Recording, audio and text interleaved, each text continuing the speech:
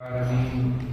والصلاة والسلام على سيد الأنبياء والمرسلين أما بعد أعوذ بالله من الشيطان الرجيم بسم الله الرحمن الرحيم أرأيت الذي يكذب بالدين فذلك الذي يدعو اليتيم ولا يحض على طعام المسكين فويل للمصلين الذين هم عن صلاتهم ساهون الذين هم يراءون ويمنعون الماعون. یہ سورہ ماعون ہے، مکی سورت ہے. اللہ رب العالمین نے اس سورت کو سورہ آرائیتا اور سورہ یتیم بھی کہتے ہیں اور سورۃ الدین بھی کہتے ہیں اور سورہ ماعون بھی کہتے ہیں. کئی ایک نام سے اس سورت کو جانا جاتا ہے. اللہ رب العالمین نے فرمایا ارأیت الذی یکذب بالدین، کیا تو نے دیکھا جو جزا کو جھٹلاتا ہے؟ کیا تو نے اس شخص کو دیکھا یا اسے دیکھا جو جزا کو یعنی روز جزا کو، قیامت کے دن کو، فیصلے کے دن کو جھٹلاتا ہے؟ اللہ کے رسول صلی اللہ علیہ وسلم کو یہاں پر خطاب ہے اور سوالیہ انداز میں استفہام سے مقصد یہاں ہے اظہار تعجب. کیا تو نے دیکھا یعنی رویت معرفت کے مفہوم میں ہے اور دین سے مراد آخرت کا حساب اور جزا ہے. بعض کہتے ہیں کہ یہاں کلام میں حذف ہے، اصل عبارت ہے کیا تو نے اس شخص کو پہچانا جو روز جزا کو جھٹلاتا ہے؟ آیا وہ اپنی اس بات میں صحیح ہے یا غلط ہے؟ فذلک الذی یدعو الیتیم، اور یہی وہ ہے جو یتیم کو دھکے دیتا ہے. اللہ کے رسول صلی اللہ علیہ وسلم کو خطاب کر کے پھر اللہ تعالیٰ نے فرمایا کہ یہی وہ ہے جو یتیم کو دھکے دیتا ہے، اس لیے کہ ایک تو بخیل ہے اس لیے دھکے دیتا ہے اور دوسرے قیامت کا منکر ہے، قیامت کا انکار کرتا ہے. بھلا ایسا شخص یتیم کے ساتھ کیوں کر حسن سلوک کر سکتا ہے جس کو یقین ہی نہ ہو کہ ایک دن مرنا ہے، قیامت آئے گی، جزا و سزا ملے گی. اس لیے ایسا شخص جو ہے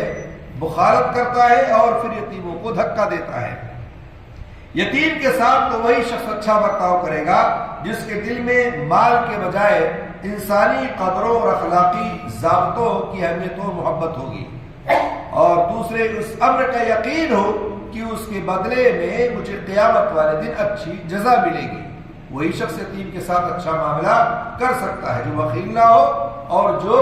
قیامت کے دن کا منکر نہ ہو. وَلَا يَحُضُّ عَلَىٰ طَعَامِ الْمِسْكِينِ، اور مسکین کو کھلانے کی ترغیب نہیں دیتا. یہ کام بھی وہی کرے گا جس میں یہ ساری خوبیاں ہوں گی، ورنہ یہ یتیم کی طرح مسکین کو بھی دھکے ہی دے گا. جو آدمی بخیل ہوگا وہ نہ یتیم کو مانے گا، نہ یتیم کو کچھ کھلائے گا پلائے گا اور نہ مسکین کو کچھ کھلائے گا پلائے گا. تو اس طرح سے نہ مسکین کو کھلانے پر ترغیب دیتا ہے. اللہ رب العالمین نے آگے فرمایا فویل للمصلین،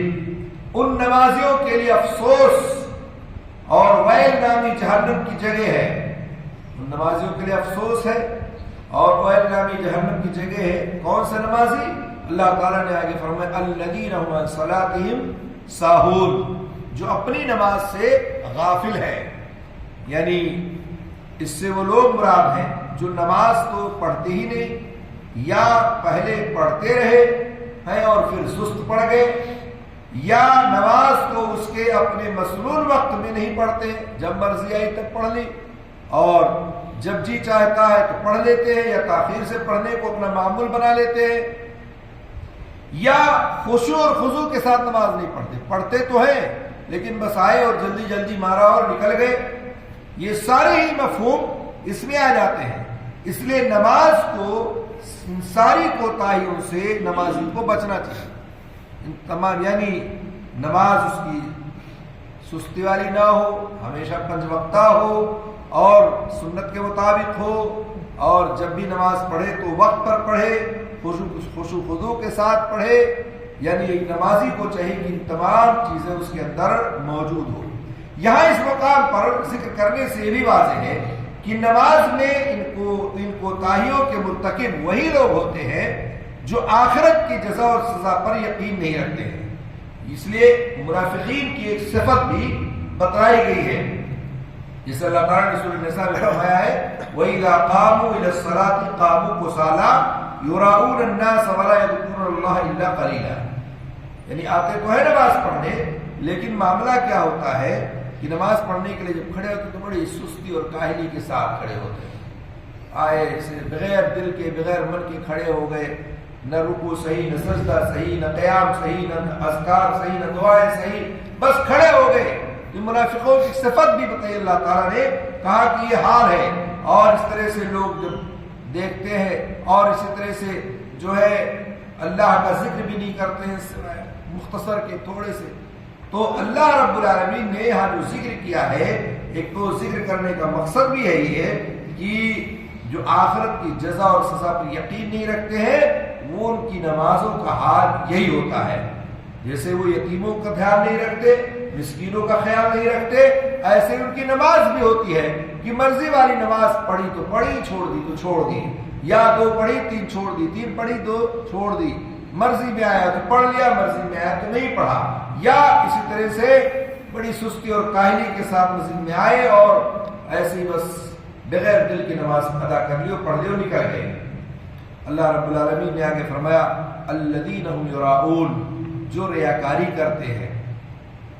ریاکاری کرتے ہیں یعنی ایسے لوگوں کا شیوا یہ ہوتا ہے کہ لوگوں کے ساتھ ہوئے تو نماز پڑھ لی، ایسا شخص کسی ایسے نمازی کے ساتھ ہی پڑھ گیا، اب اذان ہو گئی، نمازی شخص تو نماز پڑھنے مسجد میں جا رہا تھا، اب ساتھ میں تو کہے چلو آپ بھی نماز پڑھ لو، اب مجبور ہو گیا وہ کہ ایسے آدمی کے ساتھ نہیں جاؤں گا نماز پڑھنے تو کیا کہے گا ابھی وہ، یا مہمان بن کے گیا ہے اور جس کے یہاں مہمان بن کے گیا وہ نماز ہی پڑھ گیا، اب اس کے یہاں نماز گیا نماز نہیں پڑھنے جائے گا تو سوچے گا یار